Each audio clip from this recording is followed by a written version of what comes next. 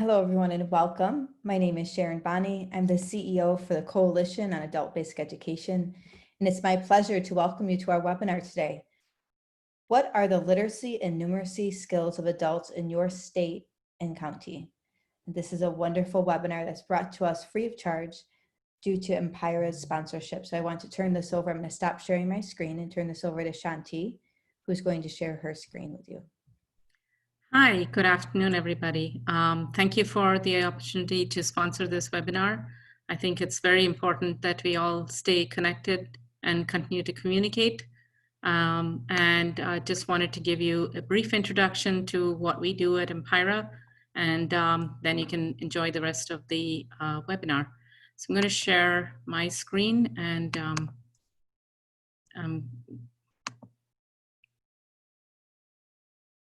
one second. Okay, so here at PIAAC, we are about making adult education better. We collect the data, we provide a solution that enables adult education schools, community colleges, consortiums to collect data, track, and improve workflows, and altogether it improves outcomes for students. So wanted to talk about why OneFlow, which is our product, could be used. If you're fed up with paperwork and you are tired of having all those papers, or you need to support remote working for your staff and you're looking for a solution, or students, you want students to do this process online because you're no longer able to bring them into your centers and would like to communicate with students and staff more effectively, not through email, but through a system where everyone can see it, or automate workflows and manage your staff processes. We know that all of you have compliance requirements and staff needs to complete certain forms, so upload certain documents, have approvals happen. So all of these things become more difficult in this post-COVID-19 era that we're in. If you want one system that can track it all and help you operate, that is what OneFlow does for you. So what are the results that we have helped to provide? We have saved staff, the time for staff running orientations and preparing and doing all of the paperwork from 24 hours to just 2.5 hours. We have saved time for students, made it much easier. We've increased enrollment. We've made it more accessible. We've increased the efficiency for staff operating in this era. And we've made the process easier. And finally, we have data to manage the entire process so management can understand what's going on and look at ways of delivering services more effectively and efficiently. So how does it help? For students, we have one place where they can go in, access everything, know what they need to do next, complete the forms, make appointments, upload documents, enroll in courses or schedule testing. For navigators, they can verify the paperwork, they can follow up easily, they can reduce the time, saving their time and also all the other staff that are involved in reviewing the paperwork or applications. They can also save dollars because it gets done much faster. For instructors, they can track progress, they can track attendance at classes, they can make notes, communicate, refer students, and for management, it ensures compliance and enables staff processes. And they can use reports to drive decision-making rather than it just being on, I think this is happening. It increases efficiency and saves dollars. And that's really what OneFlow is about.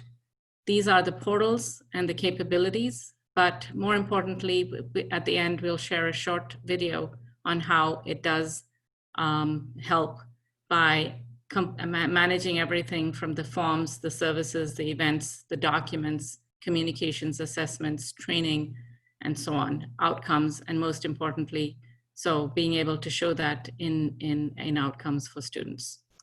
And with that, I just wanted to say thank you and enjoy the webinar. We'll connect again at the end. Thank you. Thank you, Shanti. And I just want to say we're really grateful for the sponsorship. That's what enables these webinars to be free for our members. So really appreciate you doing that. Also, just want to mention we have the Coop Journal. And right now we're focusing on workforce. That's available on Shopify as well as Amazon. But I also want to mention that our upcoming edition will focus on racial equity and immigrant integration. We're accepting proposals and articles until August 1st. So you can find more information about that at coab.org. Everybody asked us this question. That's why this slide is here. After the webinar, you'll receive your certificate of participation. It'll come to you within 24 hours from Zoom. And all the slides and resources will be available in our adult educators repository as well. And it's hard to believe this, but our national conference is right around the corner. June 29th is when we kick off. If you are registered, you can bring a guest free of charge. Go to coab.org for more details. And we're really looking forward to seeing everybody there. There's over 3,000 people registered, so it's shaping up to be a really exciting conference. So now the star of today's show, Stephen Pravaznek. He is the presenter today, and I'd like to read his bio. I'm going to stop sharing my screen here. And as I'm reading, please feel free to welcome him in the chat box and put your questions in the Q&A. So, hi, Stephen. So Dr. Stephen he works at the U.S. Department of Education's National Center for Education Statistics as the branch chief of the International Activities Branch. Previously, he worked at the U.S. National Research Coordinator for TIMSS. Dr. Pravaznek has also previously served as a U.S. National Research Coordinator for the Progress in Reading Literacy Study and was one of the U.S. coordinators for PIAAC, wow, for the 2012 International Survey of Adult Literacy and Numeracy. So with that, I turn this over to Dr. Stephen Pravaznek. Thank you. Thank you very much, Sharon. It's a pleasure to be here. It's really great. I can't say how pleased I am to be able to present, and most importantly, to be able to present this tool, which we've been working on for years to get out, because we know, or we trust, that it is something that people in the field can use and will be able to use well. Tell me when you can see my screen, just to make sure that this is that working? And can you confirm that you can hear me as well? Yes, we can see it and we can hear you. Okay, great. That's off to a good start. Time is a little bit short because there's a lot of material to cover. I am happy to take any questions that you have as I'm going through it. I believe just put them in the chat box, and then Sharon will share them afterwards. But there's no dumb questions, and you can ask as many as you like, and we can't answer them all today. We'll send you the answers, and happy to help follow up. In today's presentation, I'm just going to give you some information on the skills map, how we think the skills map might be able to help you in what you do, and where you can find other resources, and then give a quick peek at what's coming for PIAAC next. So what exactly is the skills map? It is NCS's new online tool that we have created in order to allow access through as user-friendly a format as we could think we could make, that provides access to this comprehensive new data set that is estimates of the literacy and numeracy skill of adults ages 16 to 74 in every state, all 50 states, the District of Columbia, as well as for every county in the United States. Where do these data come from? These data come from a model that's basically a statistical technique called small area estimation. To produce these models, we have combined two different data sets. PIAAC, which I believe you're familiar with, the Program for the International Assessment of Adult Competencies, which we started in 2012, and the American Community Survey. PIAAC is still ongoing. As I said, it started in 2012. The US has administered it 3 times, 12, 14, and 2017. And it is the collection, not just of information about skills of literacy and numeracy, but also a variety of background questions, which are rich if anyone wants to look in and see and investigate relationships between people's educational patterns, their training patterns, what they report that skills they need at work.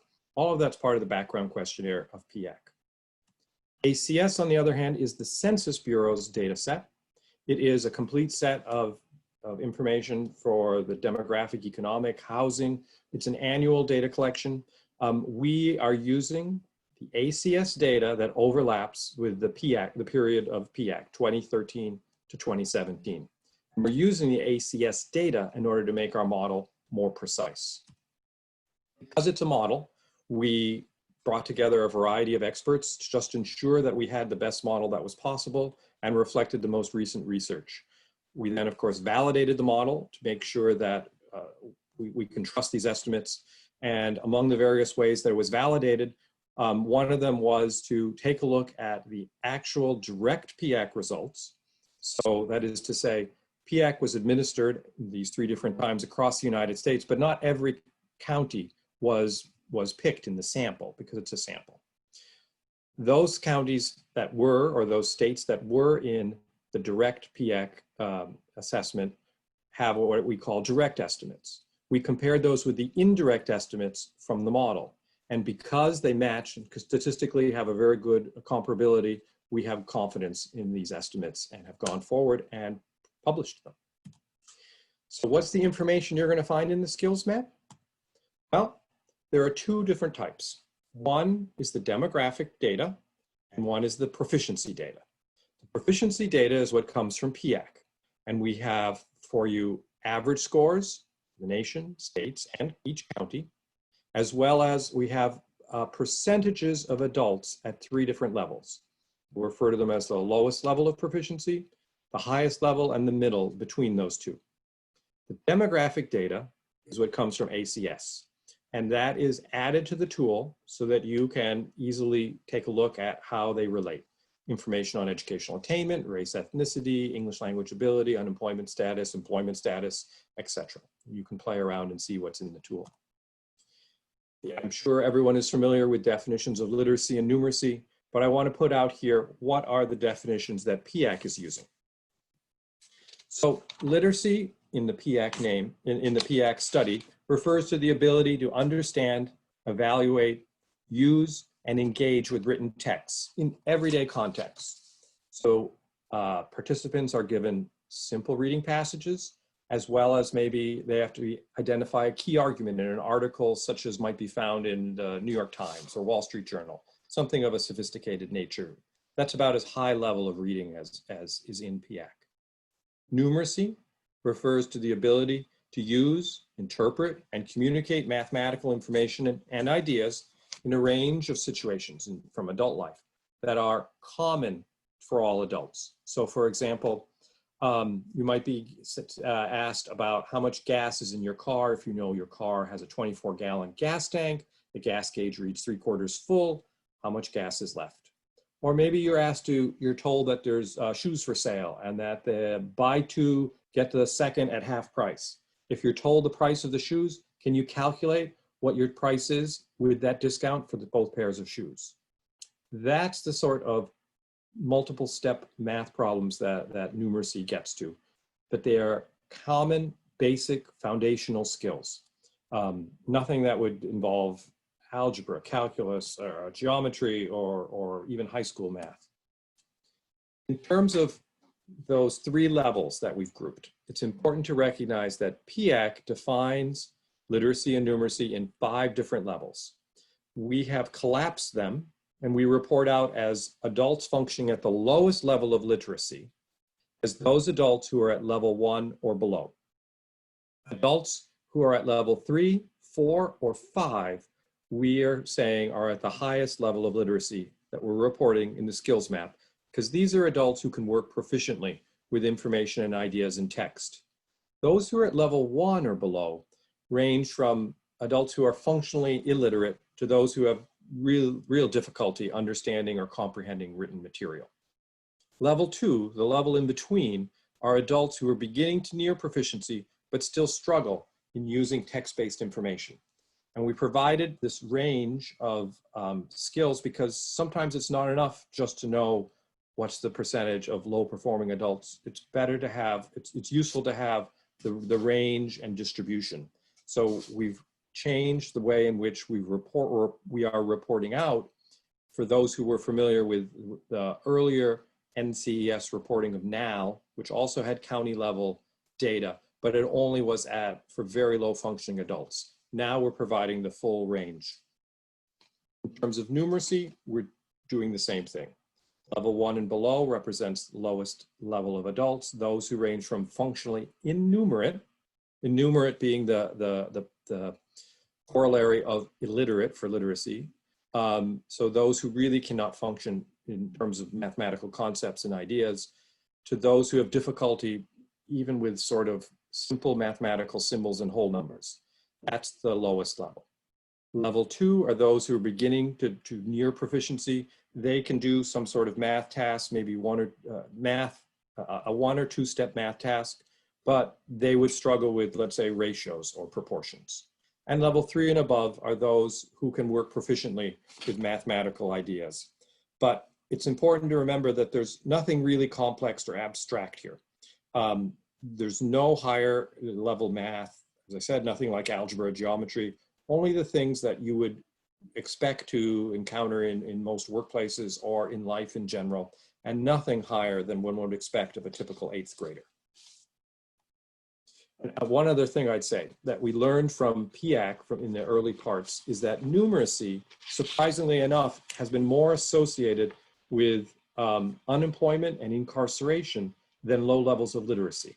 So I put that out as part of the rationale for why we think getting numeracy out there is so important. So now, what do the data tell us? How can we use these data? Actually, how can we use these data?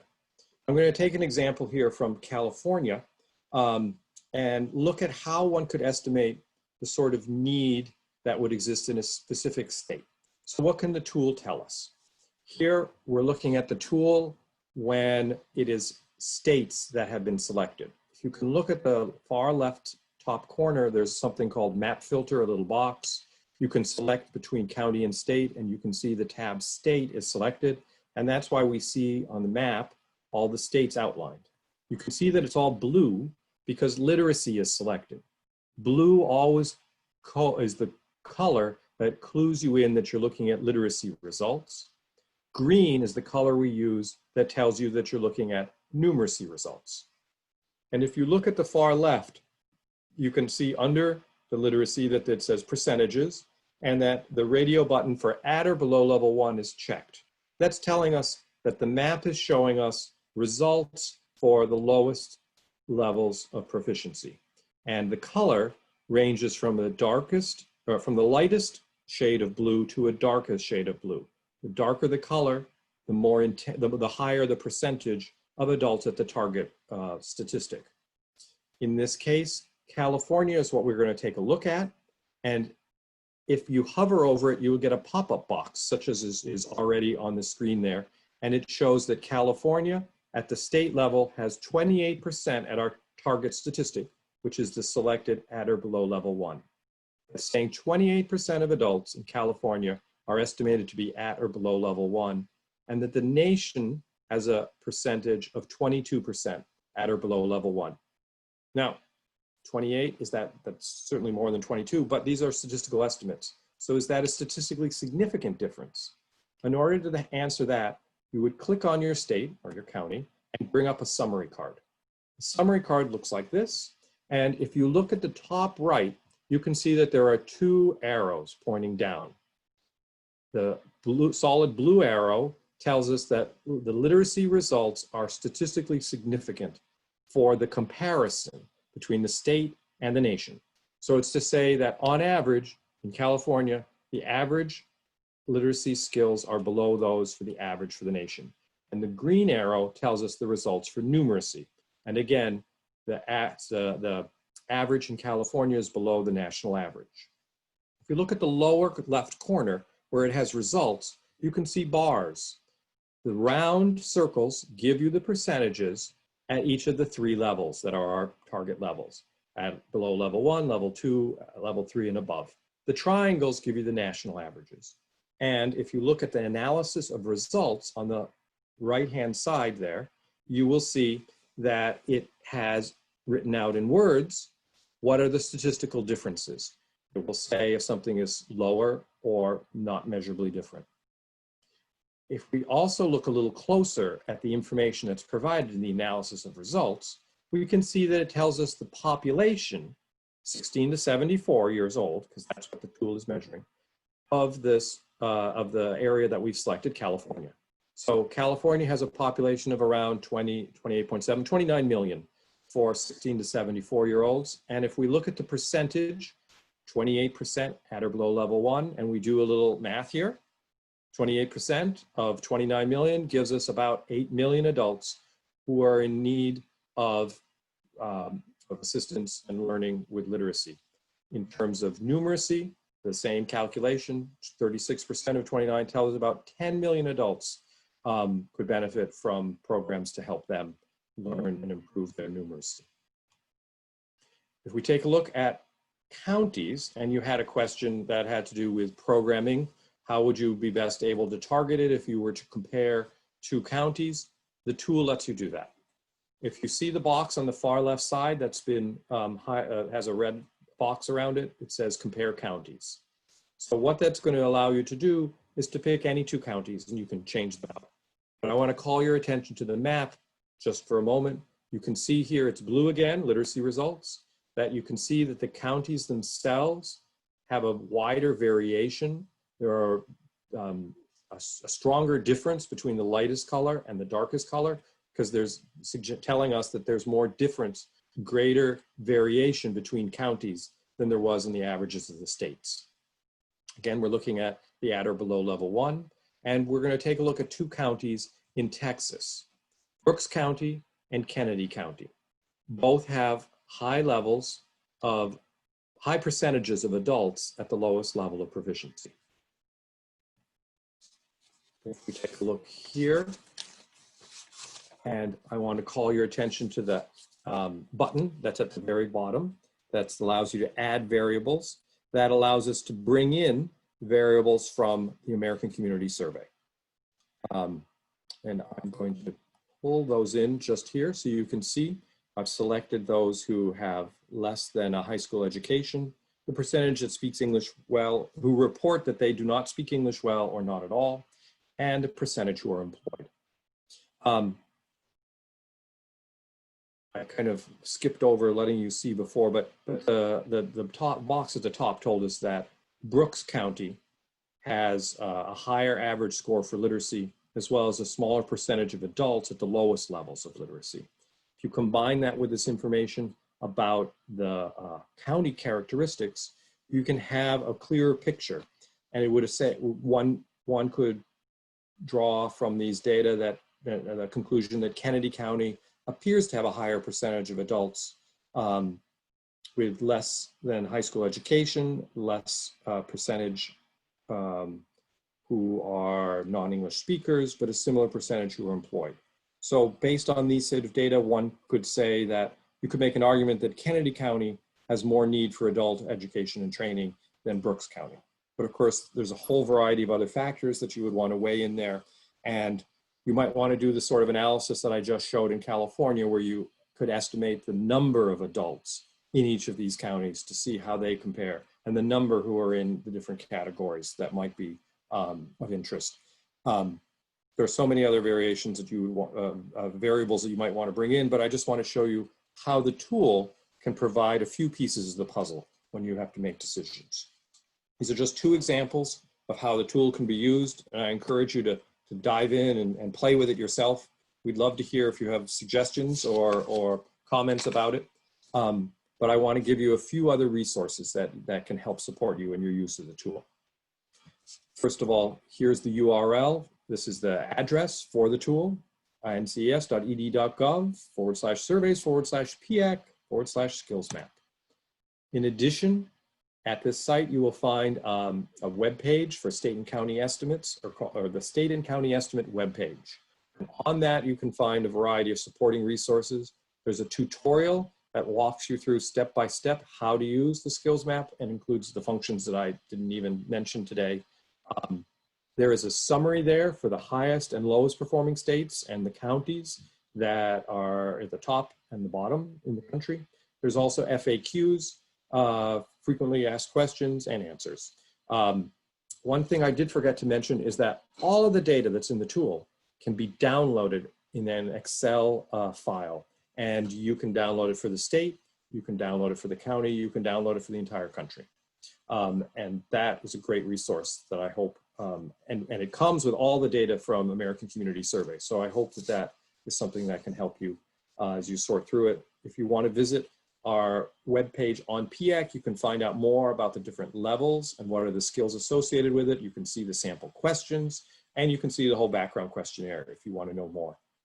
Holly Shie, whose email is here at the bottom, is the National Program Manager currently for PIAAC, and you can contact her or contact me if you have any questions that come up either while you're using the tool or that you find later that you might, more information that you'd like to have.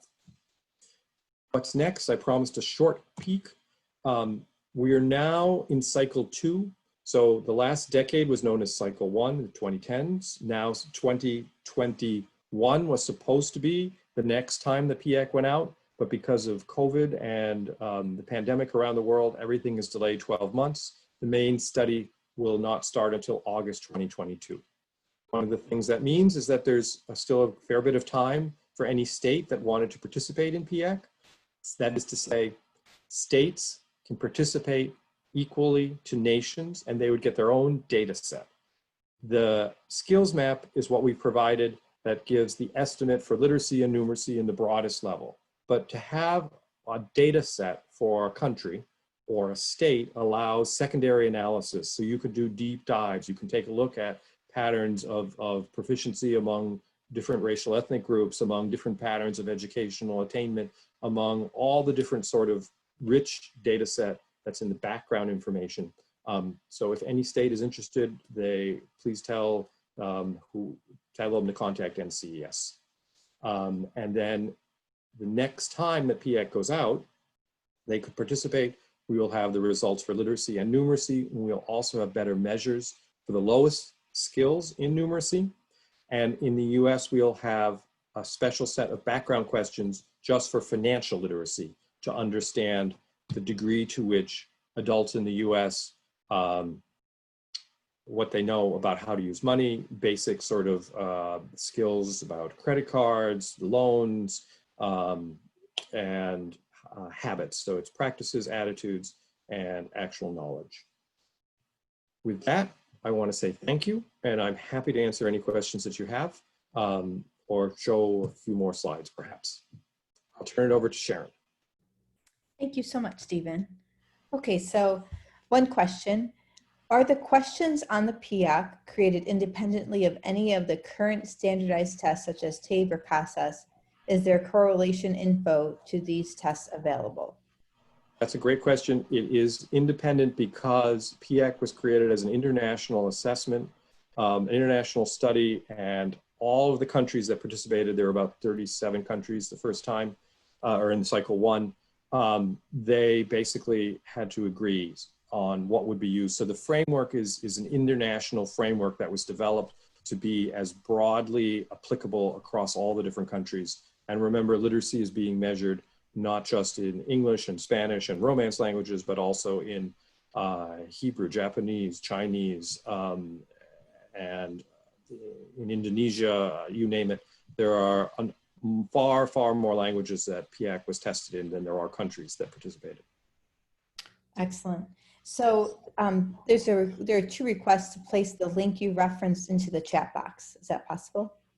Sure. Is this the link? Yes. Go right ahead. Or people can copy it, jot it down.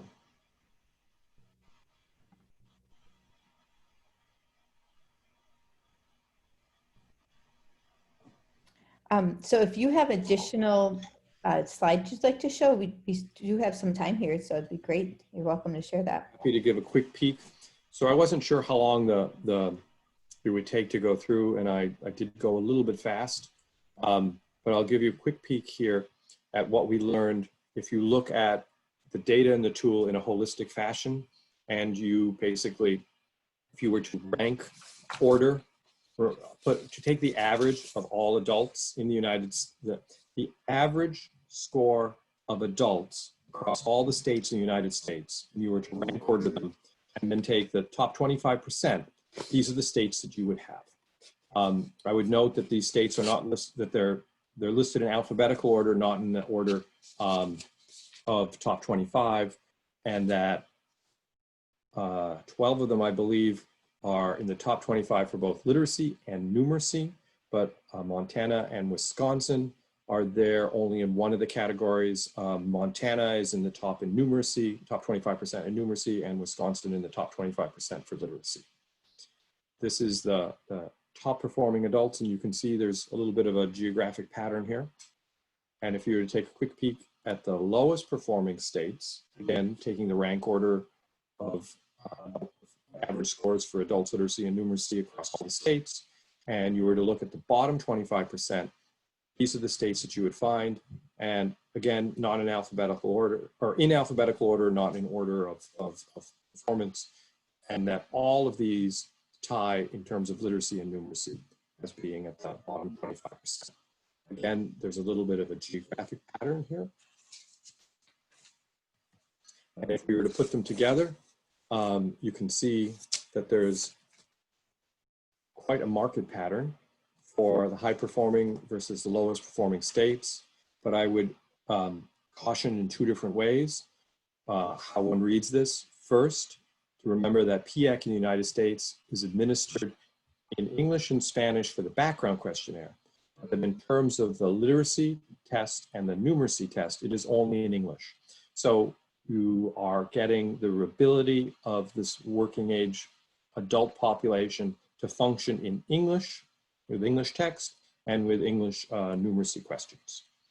And the second caveat I would put is just because you can see here some sort of clear patterns, it's important to remember that within some of the states that are the bottom 25%, you will find counties with extraordinarily highly performing adults. And in some of the counties that are in the top, some of the states that are in the top 25%, you will again find counties with high percentages of adults who are very low performers.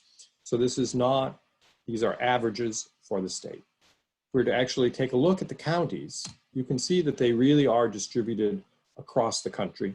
These are counties that, again, if you rank ordered performance by literacy and numeracy, these are the top 10 counties for literacy and numeracy scores. And there are two, and my screen is not letting me see this. Carver County in Minnesota is in the top in numeracy, among the top 10 in numeracy, and in Wisconsin, Ozaukee County is in the top in literacy, but not numeracy. But as you can see, Los Alamos, New Mexico is in the top. Again, these are in alphabetical order, not in order of performance, and that they are distributed broadly across the United States. If you were to look at the lowest performing counties, the 10 lowest performing counties are concentrated along the border with Mexico. Again, important to remember that PIAAC is measuring skills in English, but in addition, there are two counties, one in Louisiana and one in Mississippi. These are extracts from the tool. Again, you can download in an Excel fashion the entirety of the data set and take a look at all of this sort of data. Those maps that I just showed, we created for this presentation, and are not the tool itself. Are there any other questions that have come in for the chat?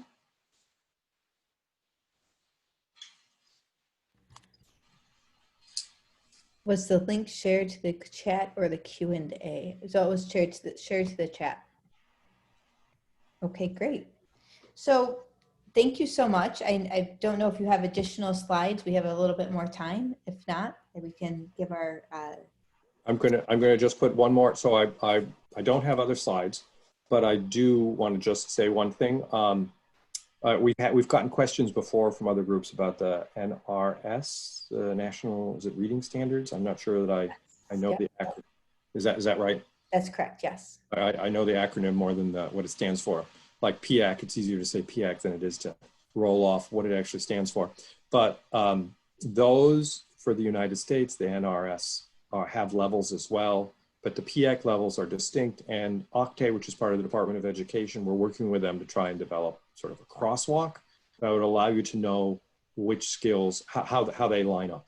But in the interim, before that's released, anyone who wants to take a look on the PIAAC website can see what are the skills that are associated at each level, because we actually, the OECD which is the organization that produces PIAAC, has identified what are the specific sort of skills that adults perform and can show that they can do with success at each of the different levels based on the questions that have been answered correctly.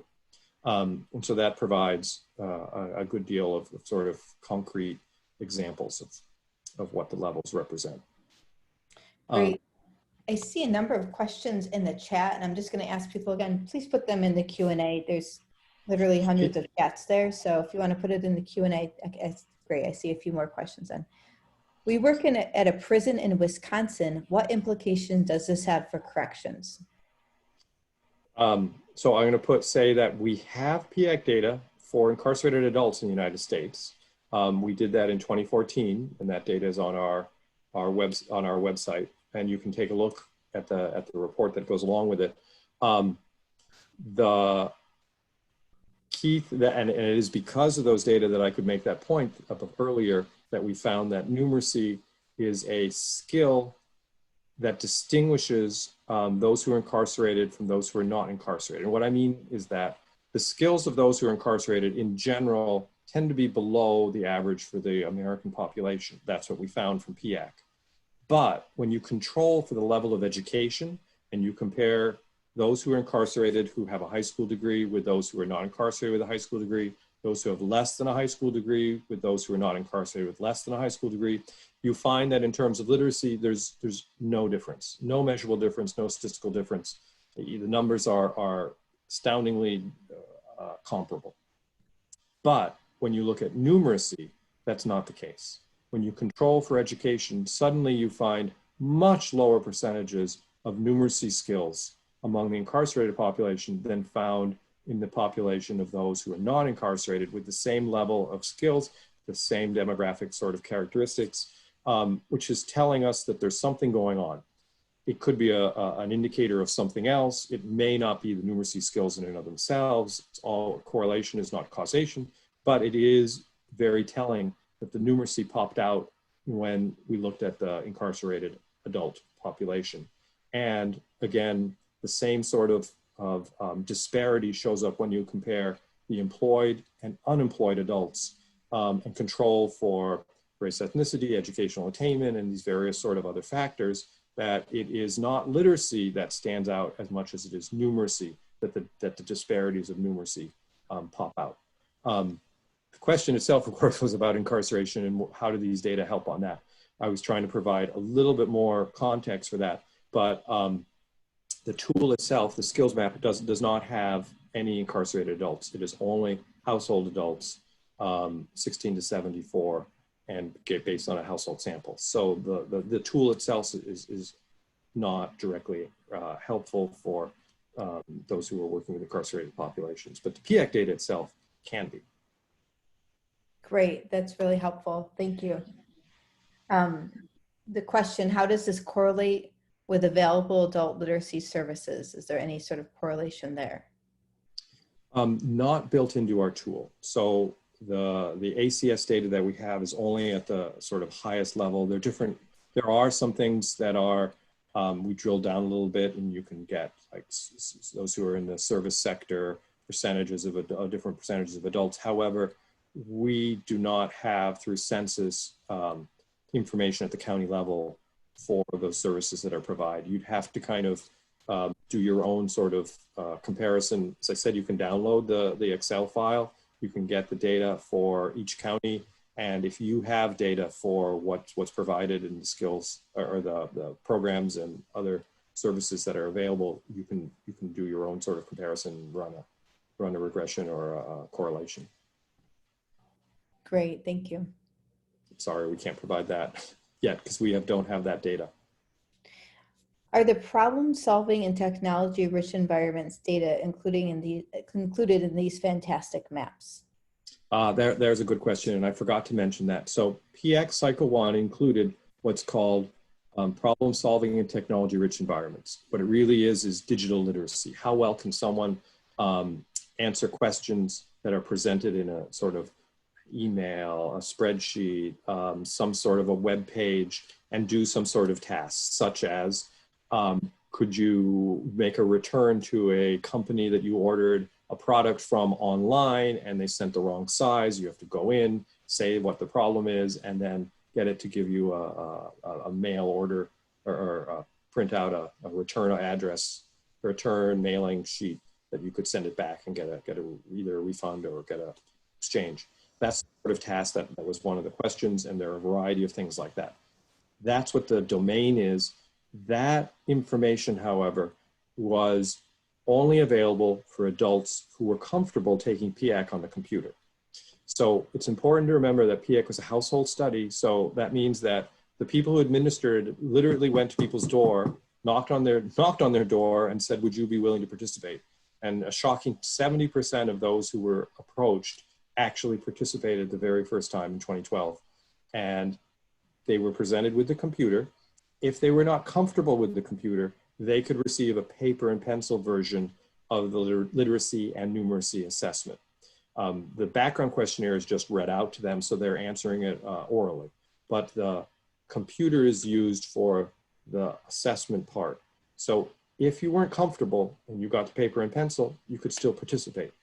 But that meant you could not receive any of the questions for problem solving in a technology-rich environment. Because of that, because of those differences, about 80% of adults in the US were able to take it on the computer. 20% were not. But that 20% is not evenly distributed across the country. The 20% were not comfortable taking it on the computer or were not able to actually function with the computer are concentrated in certain pockets. And so, for example, when we went into the prison, we found that there were larger concentrations in some area, among some parts of the incarcerated population who just could not use the computer.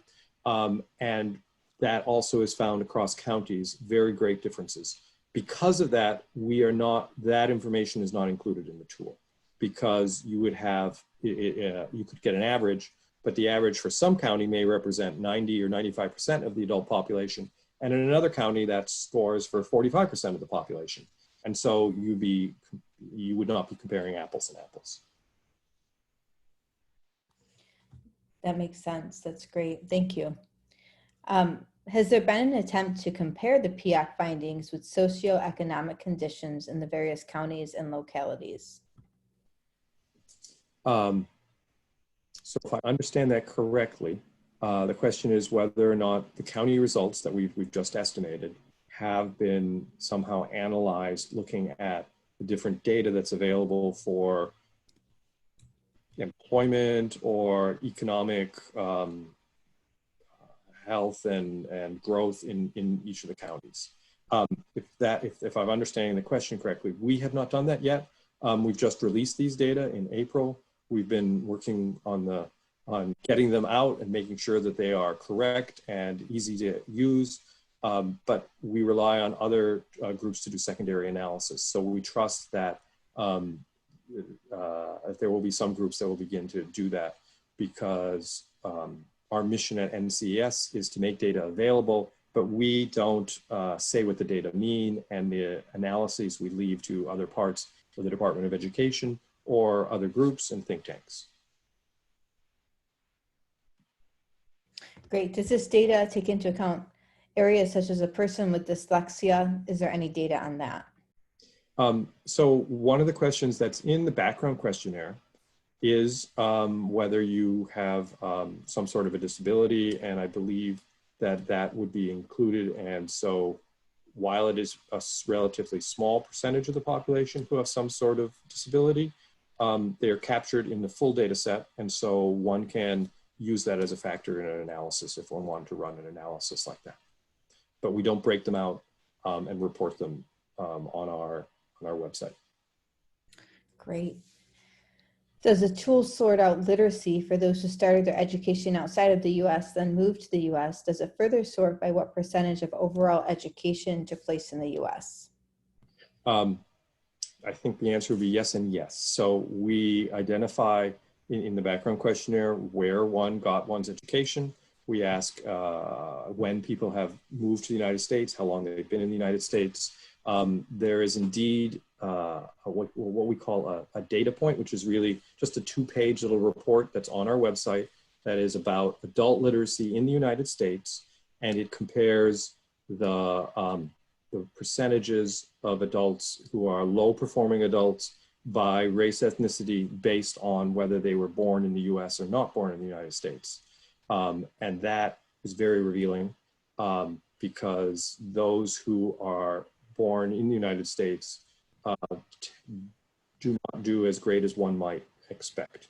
And indeed, among the white population who are native born is basically are the largest numbers of adults who are in the lowest levels of literacy.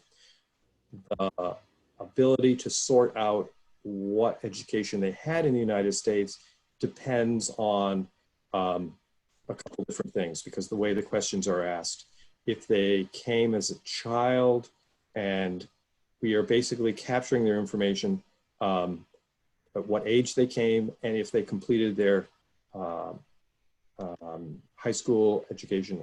You could know if they had completed their high school education abroad or in another country before they came, and you would know whether they've gone on while they're in the United States. But you don't necessarily know if they came to the United States after they had completed a bachelor's degree in another country and then got the master's in the United States. It gets harder to sort out at the higher levels where it came from, because the main question is key to where you got your started college, I believe. Sorry, that's a little convoluted. No, that's actually really good. Thank you. Will Cycle 2 be designed so that it can be taken on a smartphone? There's a good question. It is no longer going to be on a laptop computer, but I believe that everything, it's still under, I haven't seen it yet deployed, actually brought out, but I believe it is all meant to be on a tablet, so like a bit larger than an iPad, but in the US, we're going to offer the tablet with an attached keyboard. I'm forgetting the name. It's not a Chromebook, but something kind of like that. So the tablet with a separate keyboard. Which? Is it an iPad? Is that what you're referring to, sir? A little larger than an iPad is the tablet size. Okay. Great. They're asking, is this data available in visual formats such as Tableau? Which data? Meaning the skills map data? Yes. It is,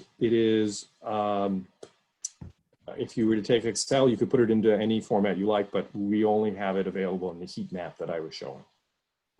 Great. Does the proctor who goes door to door explain category terms in the background questionnaire, such as learning disabilities, or verbally give the question in the participant's first language? That's a great question. So when it comes to so there's background questionnaire, I'm going to talk about separate. When it comes to the testing part, there is no assistance or explanation of any of the terms. The computer is turned around, or the paper and pencil version is provided, and the individual is told, if they ask questions, they're told, I can't provide any information, please try your best.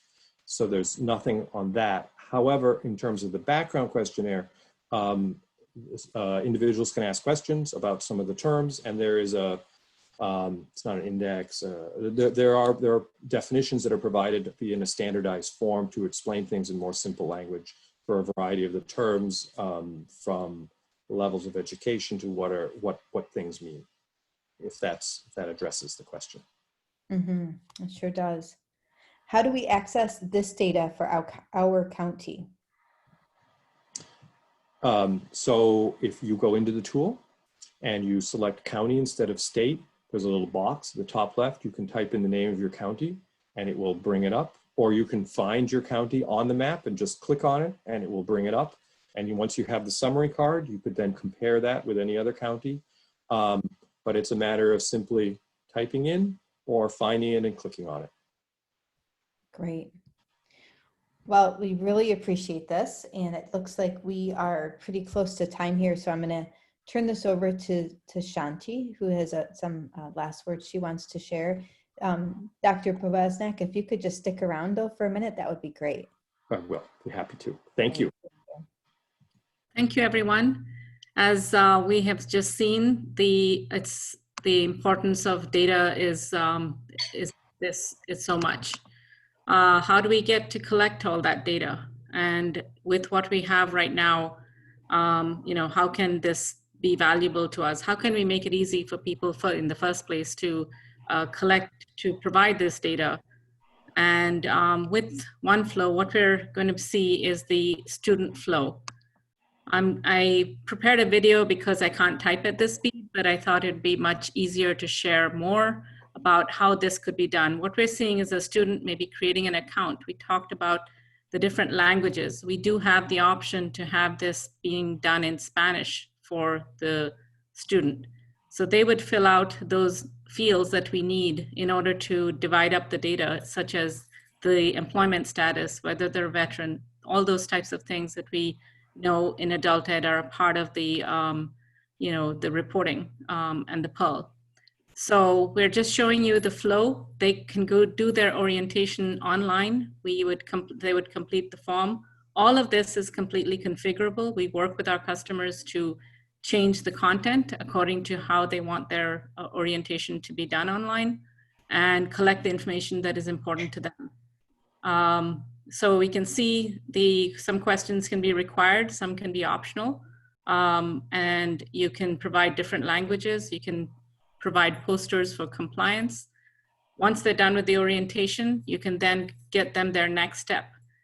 And then they can answer these questions. Again, you're seeing it in English. We can have it in whichever language they prefer, as long as someone is able to do the translation, or we can use Google Translate.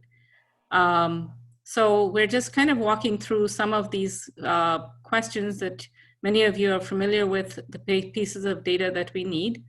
And we are going to have the student be able to sign, and now that it requires signature, they can actually finish their AL enrollment form.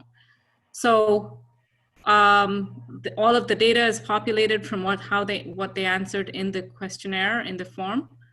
And they can sign and just use their computer, their phone. It works whether they want to do this whole process on their phone or the computer. And this is why this makes it much easier for students to engage, because not only are you making it convenient, you're making it easy. And any of these, what we call recommendations in their My Plan, can have a visual format as well. So now we're requesting documents. They're uploading the document, or they can use the mobile app to take a picture of documents, which that's not the flow we're showing right here, but we're showing it on the computer. So it's just easier to fill forms, collect documents, they submit for review, staff can review and approve and verify and lock those documents. And they can also then make appointments with staff or select their dates and times for class. So it just makes the whole process much easier. And I thought it might be easier to share, so showing that. And with that, I wanted to just wrap up and say, thank you for, well, let me share the other screen. Thank you for having me as a sponsor, and we appreciate your time today.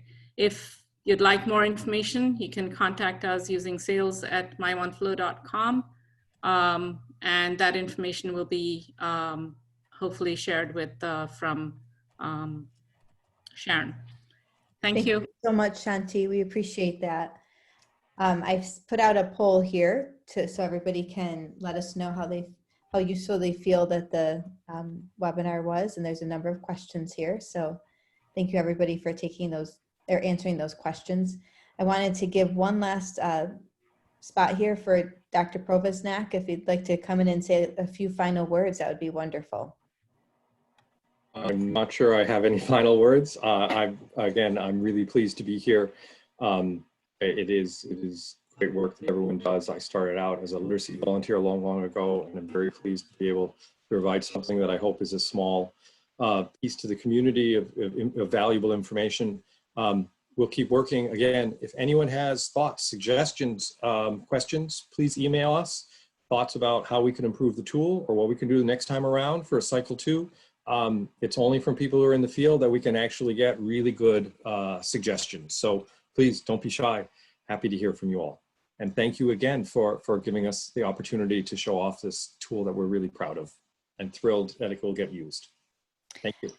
Thank you so much. And thank you to all of our attendees here who took the time on this Friday afternoon to join us kind of late in the afternoon. And I also just want to give a shout out to Katie Hertz-Landeros, who's a good friend there at AIR, the American Institute for Research. She's just been wonderful to work with, and she was the one who worked with Dr. Probaznik to have him present. So thank you, everybody. We really appreciate you all. Keep up the great work, and we'll see you at the conference next week. Bye now.